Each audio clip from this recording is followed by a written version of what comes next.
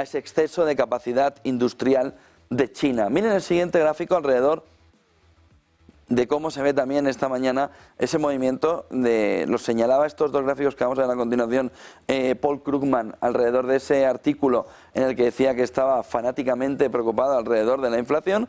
Se ve, o apunta Krugman en estos gráficos de la Fed de San Luis, de qué manera se ve un comportamiento ya parece que estancado, lo ven ahí en el gráfico, en la parte final, más en ese entorno del 3%. Es como si, miren el gráfico en la parte final, ¿no? Se ve como si hubiera un imán en el 3%, que es verdad que atrae hacia abajo esa inflación, por ejemplo, subyacente, pero que también genera un imán hacia arriba cuando se consigue reducir la inflación por debajo del 3%. Es como si alguien hubiera puesto un imán aquí, en esta parte. Y entonces viéramos que sí, que hay como una especie de atracción, pero esto no es el 2%, esto es el 3%.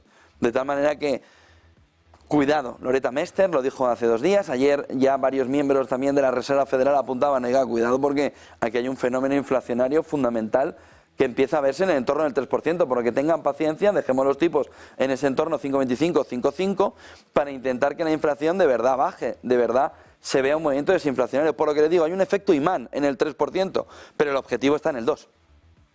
Está una rayita más abajo, Con lo que, cuidado a lo que se está viendo inflacionariamente y cómo la política fiscal debería empezar a unarse alrededor de la política monetaria.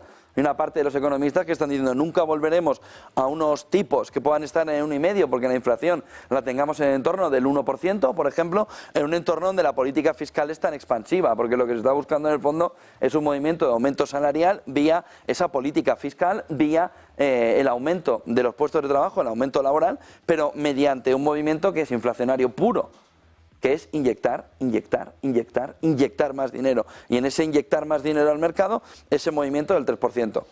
¿A qué nos conduce esta visión alrededor de la inflación que propone Krugman? Este movimiento nos lleva sobre todo a entender si el 2% es el nivel clave en el que deben estar los tipos de interés. O si debe ser el 3%. Si debe estar en el 2 o debe estar en el 3.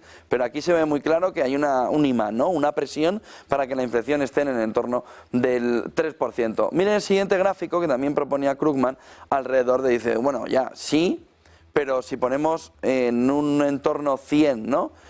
Los precios y miramos sobre todo ese movimiento alrededor de cómo se están comportando de media hogar fuera, ¿no?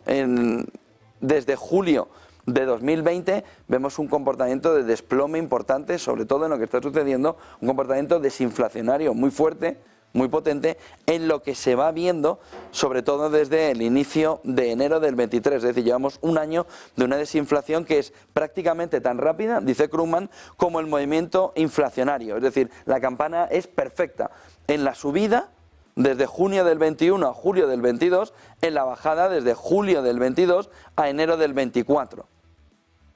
Pero claro, ese movimiento desinflacionario no se termina de ver tampoco en el dato final que vamos viendo en la economía estadounidense. Miren lo que ha dicho Cathie Wood, ARK Investment, alrededor de